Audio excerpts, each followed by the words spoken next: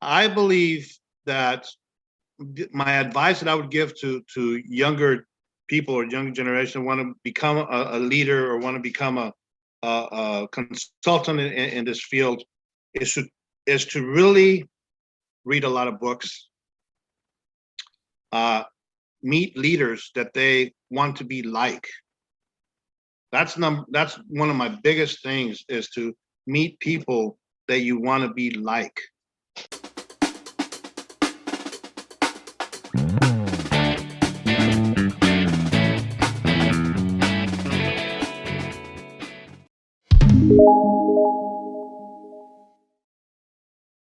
Right on. All right. Well, everybody who's tuning in, thank you. We've got Luciano Santini here, and we're really happy to have you. He's a motivational speaker, and he is a consultant for leadership, especially CEOs and the hospitality industry. So thank you, Luciano, for being here. Really appreciate that. And just wanted to start off with the fact that you have a pretty unique perspective on things, working with a lot of leadership folks in corporate America. What got you to that point? And tell me a little bit about what got you interested in that. Well, Josh, first I want to say thank you. It's a real pleasure to be here with you. I really do and truly appreciate the opportunity to talk to you here today. What got me going on this path? As we've spoken in the past, one of the things, I've worked mostly in the hotel and restaurant business. And one of the things that made me really think about taking up leadership and really studying it and really getting into the nuts and bolts of it, as you know, there's thousands and thousands of books on leadership, and they all come down to one thing, and that is to treat people with respect. And the commitment for that is not as easy as it seems. But what really got me going on this path was in the hotel and restaurant business. When a person was given the title, if you will, as manager or district manager and what have you, any of those type roles, general manager of a hotel or restaurant, that came with a lot of responsibility.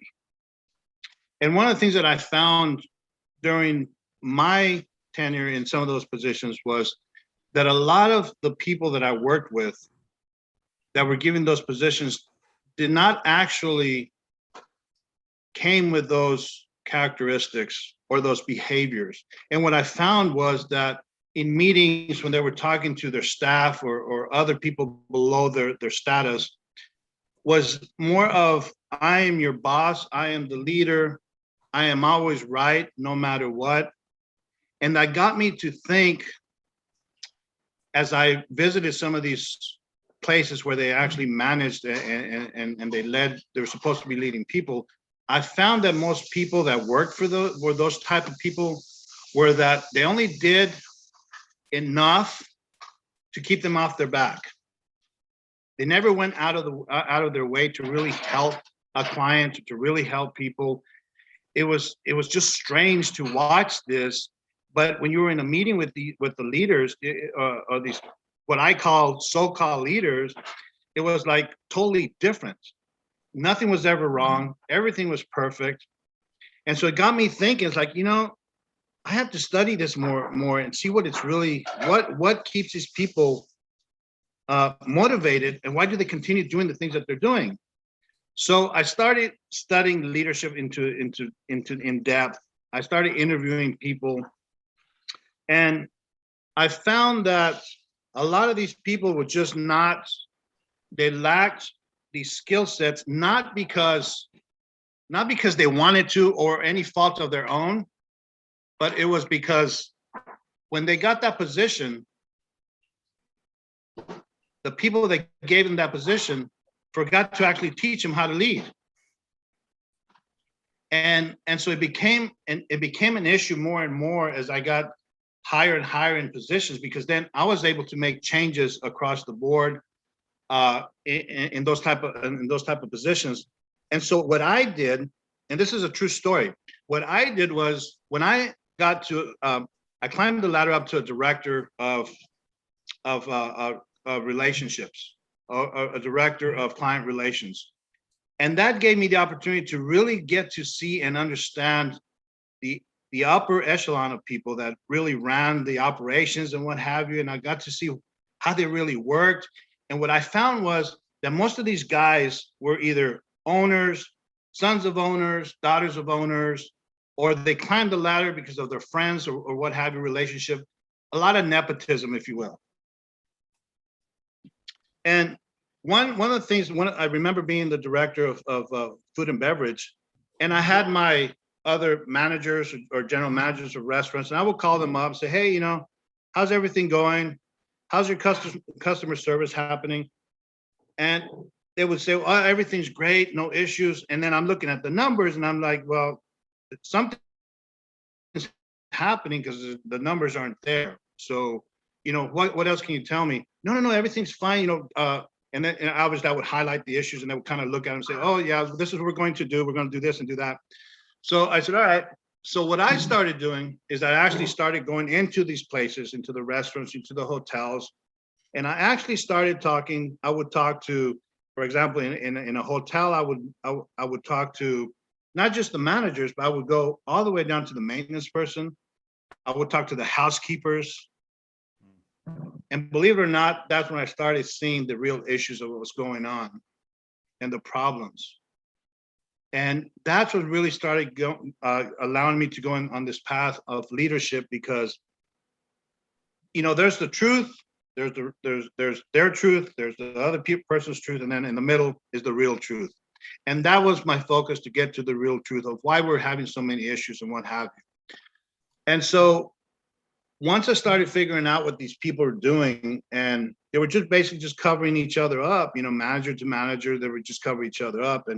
And I found that, you know, maybe we just have the wrong people in the wrong positions.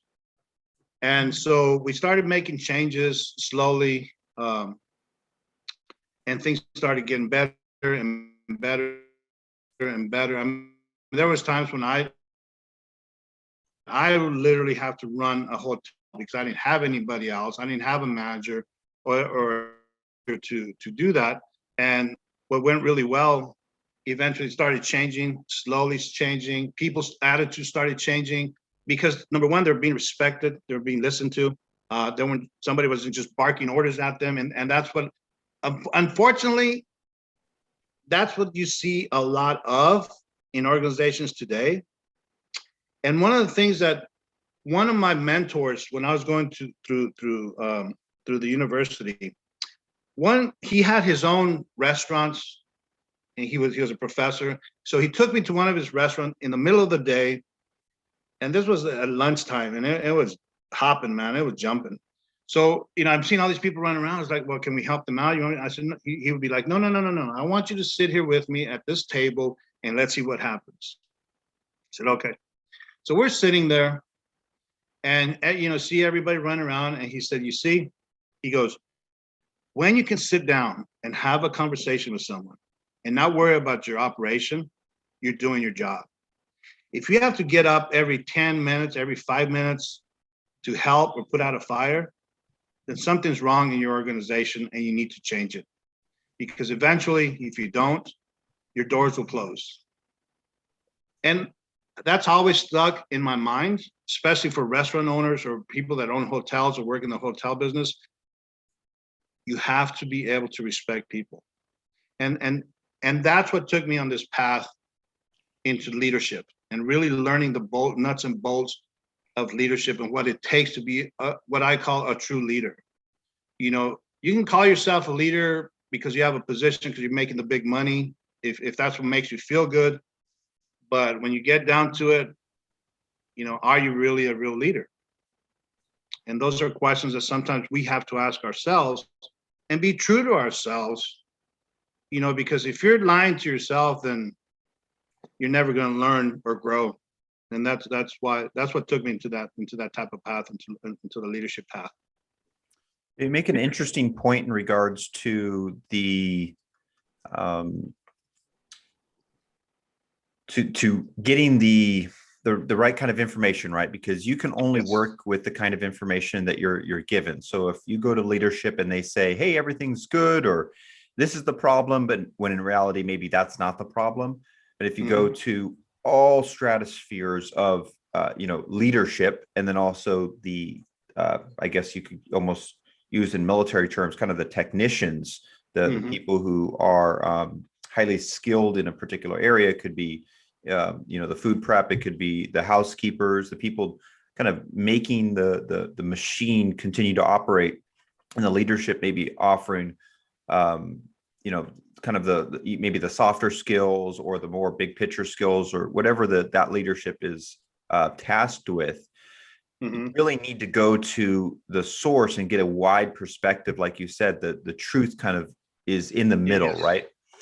And I think that sometimes leadership does not look, or has a skewed perspective, what the problems of the business are. They may see the problems of the business from their perspective, but unless you actually go down there and put all those different caps on, and sometimes it takes just that, somebody who's outside of the corporation like you to go through and create a level of trust where there's not the fear of repercussions. Whereas maybe if there's somebody in leadership that goes down and talks to I don't even want to say down, because that kind of indicates like a top-down approach, but somebody in leadership that goes over to somebody that's working, that has like technical experience, maybe the cook, or one of the bussers or something like that.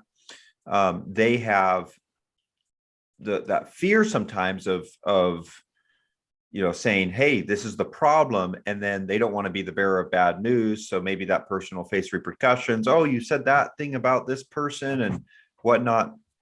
And so I think that's sometimes it's just important to get an outside perspective to really get down to the root of the problem. I'm sure that Go ahead. Well, I'm sure that you're seeing some changes happening. One with technology and with new management styles, new generations, right? What do you see is kind of the trend nowadays with leadership and with organizations? I know through the last year there've been some changes, but what do you see, big picture happening in business nowadays? In today's business areas right now, and this is across the board, nonprofits, for profits, hotels, restaurants, stores, what have you, is one of the things that I find, because of the technology has become a huge aspect of business today. Whether we like it or not, it has. So what happened during the pandemic is that a lot of small mom and pops got left behind or had to close their doors during the pandemic, not because they didn't have a good product or they didn't have good services, but simply because of the technology. They didn't know how to go into work with technology to be able to grow their businesses. And I saw that and I was like, oh, but there's too many, you want to save everyone, but let's be honest, it's very difficult to do, especially if they resist the change. One of the things that I always told, small business owners, especially small business owners, is you have to prepare yourself at all times. You have to be able to listen to other people. Just because you're the owner doesn't mean that you know everything. Doesn't mean that you know the best way to work with people. You have to be able to have an open mind to, especially to the younger generations. As you know, the younger generations, a lot of the baby boomers in any industry are like, well, these guys are just lazy. They don't want to do this, they don't want to do that. And when you really dig into it, that is not the case at all. The difference is that they're resisting to be able to work with them and collaborate with them. And that's where the issue is in every organization. Like I said, profit, nonprofit, small business, large business, that's the biggest issue right there. Because if you could get them to be able to work together, like, okay, you help me with the technology, I'll help you with the strategies. And until you're able to get that buy-in and implement, and there's a lot of techniques and there's ways of actually doing that. But when you really actually start it, you will see your company have a different outlook, a different perspective, and it will start to grow. But you have to be able to see those things and implement those things. I always told businesses this, small or large, was this: when you have issues and you're busy, your doors, you can't keep up with the customers coming into your doors. and there's an issue, or there's a couple of issues with people, and you're just like, you know what, they'll be fine, they'll come back.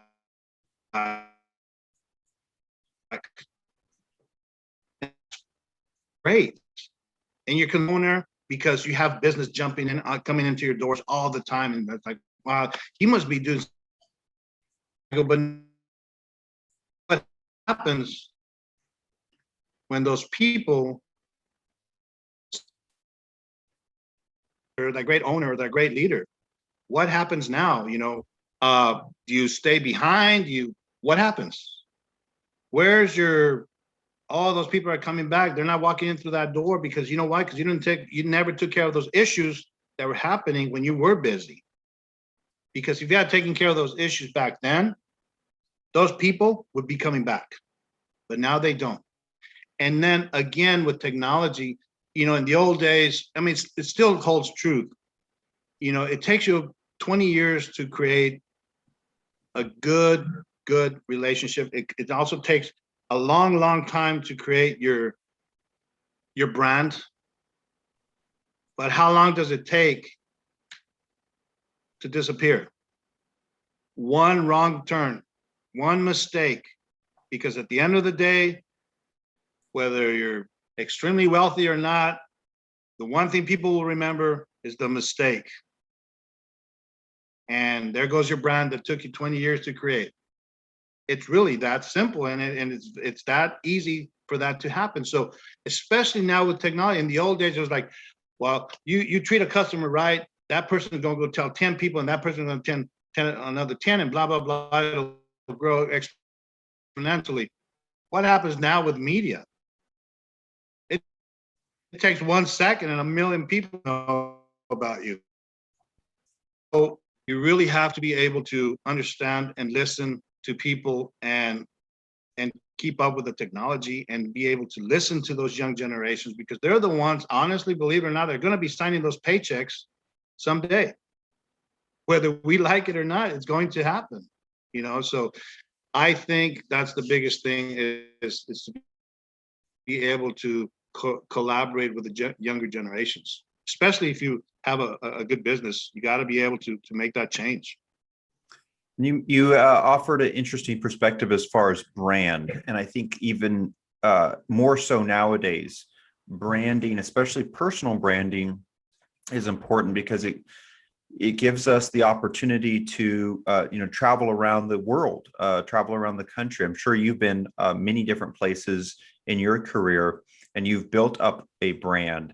How have you done that, and what kind of advice would you give to somebody who has a consulting or a service-based business where it's really focused about them as an individual? They don't maybe have a brand that's like Target or Walmart or Home Depot, where if one person in that organization goofs up, they're going to look to the organization, because that's just not very fair. However, with you and with myself, we really carry the business because people want to work with us. They're not necessarily working with the brand, they're working with us as an individual personal brand. What advice would you give to people? And then how did you build up your personal brand? You know, one of the things, Josh, and it's always been a difficult thing to do, and I'm sure you may attest to this as well, is meeting valuable people and creating valuable connections. That right there, and again, like you're saying, if you're a small business owner or a medium business owner, that's what's going to carry you through good times and bad times. Because once you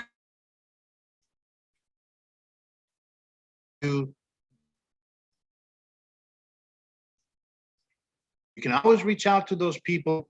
You help me out with this.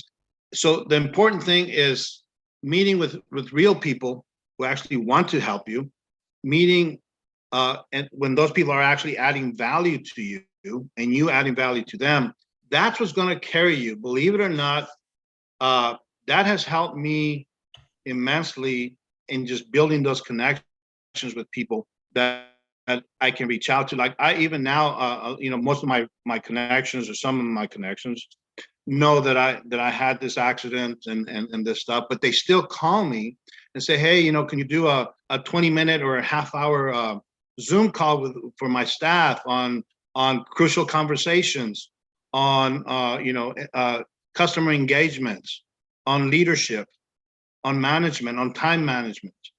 I'm like, sure, but it's because I have created those connections, those valuable connections. I've also been on the other side of the spectrum too, when you just want to reach out and you start connecting with people, and then at the end of the day, they're just like never respond to you.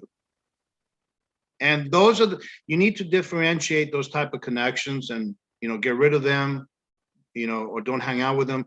It's kind of like, if you want to make $25 an hour, why are you hanging out with people making $7.50? It ain't going to work. It's never going to work. You have to hang out with people that are making $25 or more an hour. You're going to learn. You're going to suck in and soak up that stuff like a sponge. And guess what? Eventually, you'll be part of them. You'll be making that or more. So to me, it's just meeting real people. That's number one, real authentic people.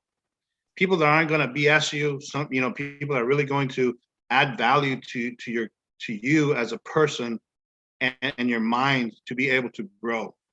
And also don't get stuck in just one industry. Learn other industries. Be there, and I use my kids a lot as metaphors. Like, I have a son, my 15-year-old, that I was telling you about, the place for Rigetti High School.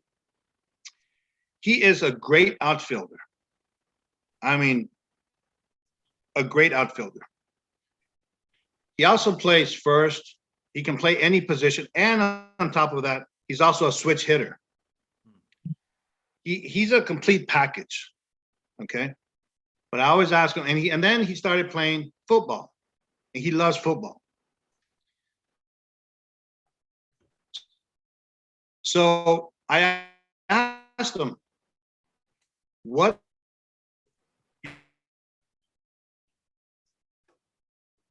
is it at? Well, I'm baseball, but you can always do the other things if you choose to do so.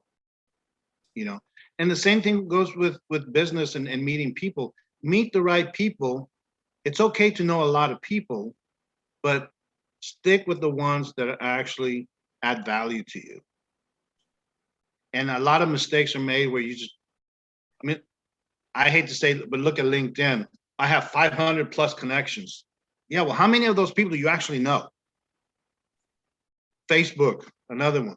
How many of those people do you actually know? Are they, invite friends? Are they really your friends?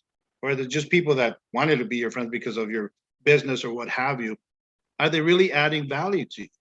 And that's what makes it that, and that's hard to do. It's hard to differentiate, but as a business owner and as a leader, those are the things that you really need to be really careful with.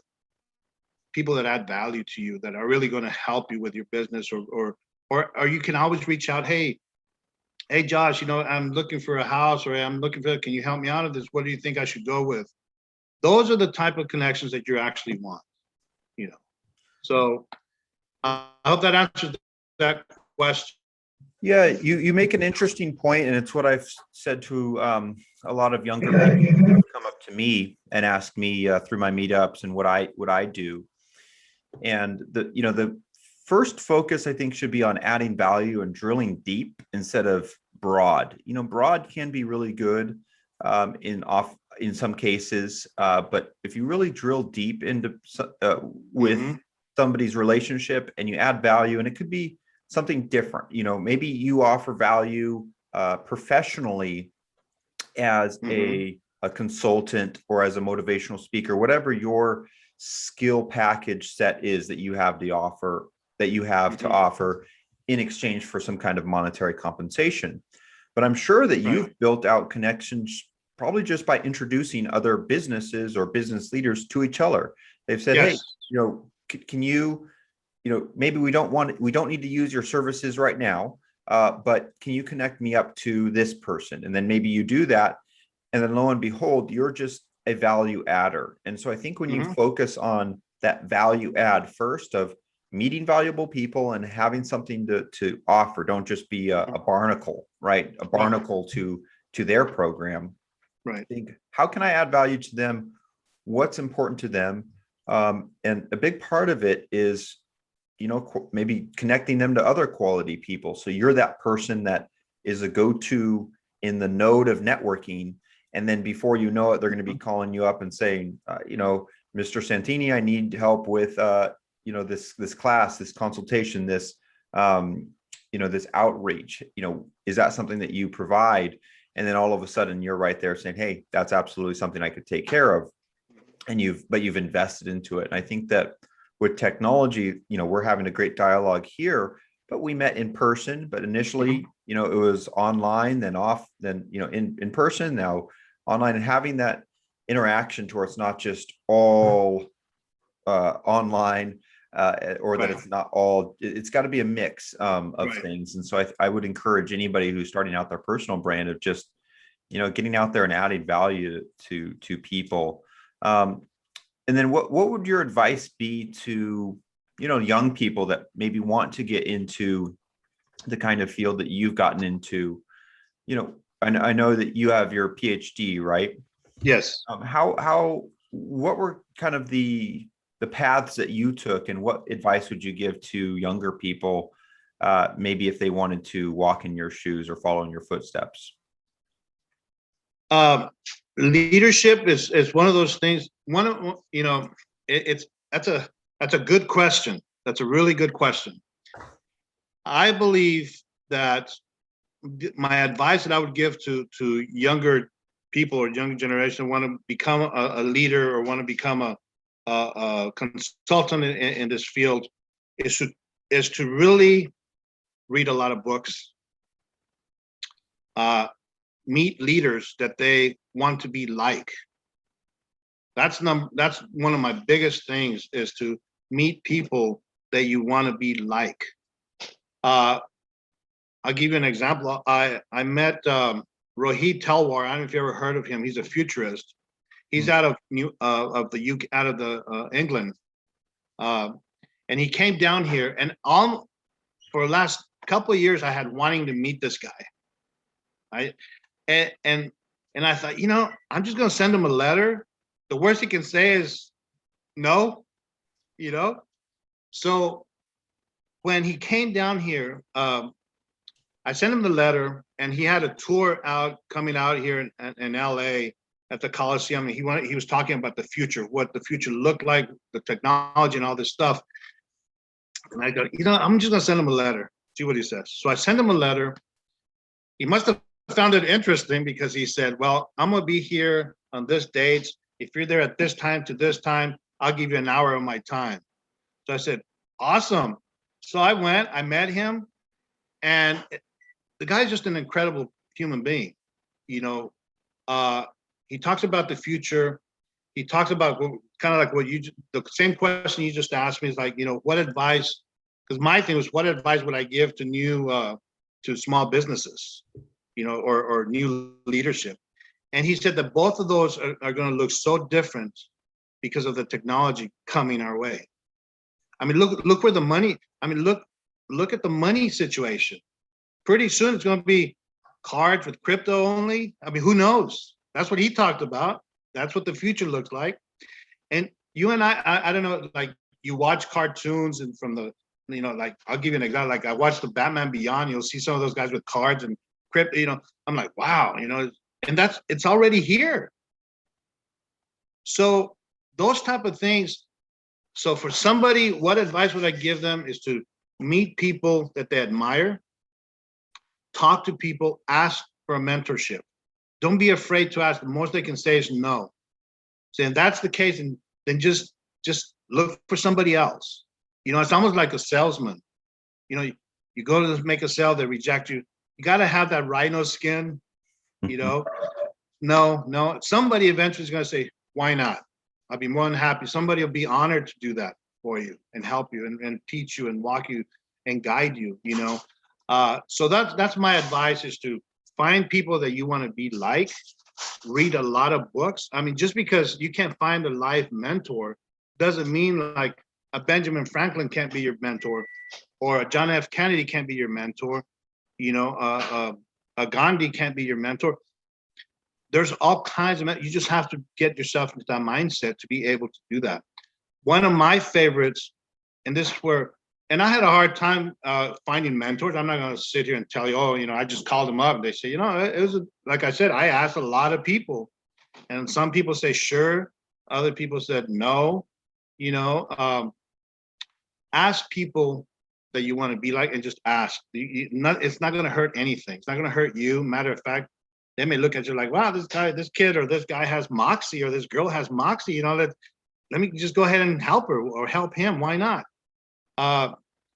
One of my main guys was that I really read a lot about was Dale Carnegie.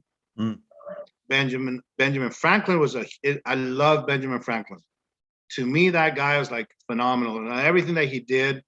His personal life was totally different. I got to read some of that stuff, which I wasn't too impressed with, but the stuff he did, the things he did with the technology what technology? There was no technology back then, unless you count what he created. But the things he did, my God, is like, wow, it blows your mind away. You know, it's like, man, what would this guy be like today if he was around? So, you know, those are the time. Read books. You know, like if you want to be like someone that they're not around, read those kind of books. They have a lot of information. There's a lot of guidelines in those books. If you just read them slowly and really sink into it and you know, soak up some of that information, you get to learn a lot about people. Not necessarily you have to have them in person. I mean, obviously that works much better, but it doesn't have to be that way. You can still learn a lot. Like I've learned a lot of money saving ideas from Benjamin Franklin. I've learned leadership styles from Benjamin Franklin, from Abraham Lincoln, Dale Carnegie. You know, it's, and a lot of those things, when you look about leadership, it all comes down to one thing, a few things, I should say. Respect. You mentioned this earlier. Trust is huge. If I don't trust you, if you don't trust me, if you don't trust your leader or your manager, there's going to be a lot of problems. But those people up at the top that are so-called leaders don't see that, and therefore there's issues. You know, because all they do, they bark orders and expect results, and they may get some here and there, but often they end up losing those people anyway. They end up leaving them. You know. So my advice is find good mentors. Don't be afraid to ask for the mentorship. Read a lot of books on especially on the subject that you're trying to learn. For me, it was leadership. That was my thesis on leadership, and it's I love leadership. I breathe it, I sleep it, I walk it.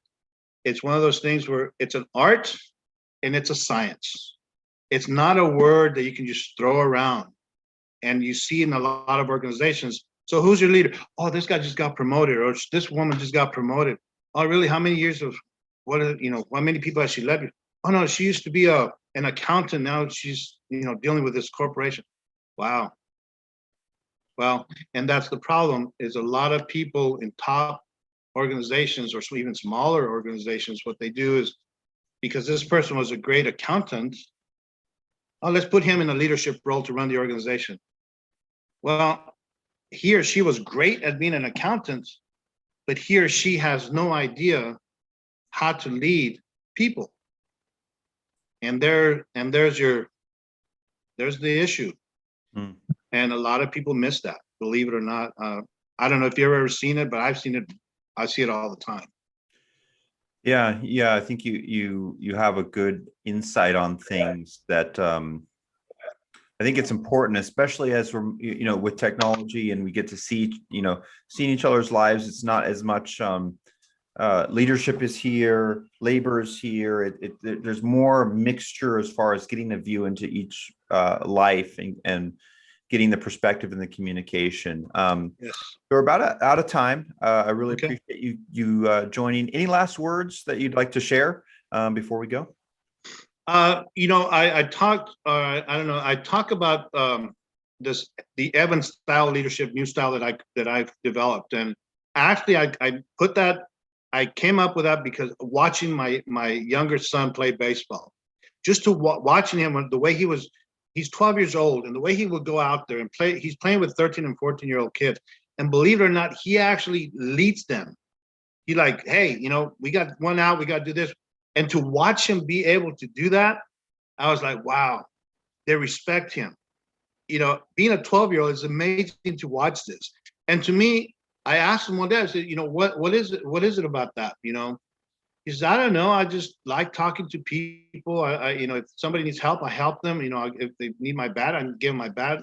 So I came up with that the Evan leadership style. And, E stands for empathy, value, attitude. And when you combine those three as a leader, what you end up with is a mind nourishment. You actually nourish that person. You learn from that person. It nourishes you and that person. It's a style that works with large, small, younger kids, older people, older generations, younger generation. It works across the board. It's a great style. And I'm working on a book. It'll come out someday. The only thing that I've been finding out with books, Josh, and I don't know, you may agree with this, is that when you're doing a book, you start writing it. By the time you're done with it, it's a year later. Now you got to publish it, and now it's another 3 or 4 months. And by the time it comes out, it's old. It's old. It's already past tense. So I've been trying to create this podcasting thing. I don't know. I'm still working on all that stuff. But you talked about Benjamin Franklin. We're still reading his book. So that is true. That is true. I think leadership is pretty timeless. It is. You can still pull, you can still use from the past. It's not like, books aren't like newspapers. They don't have to be exactly, news breaking. And I think you can use them for later things. So yes, you can. Absolutely. Well, we look forward to we'll have you obviously on before the book is done, but when the book is done, we'll have you on and go over that, and maybe you can. That'd be awesome. All right. Well, right on. Thank you so much for joining, and really appreciated having you on. Thank you so much for having me, and I really do appreciate your time.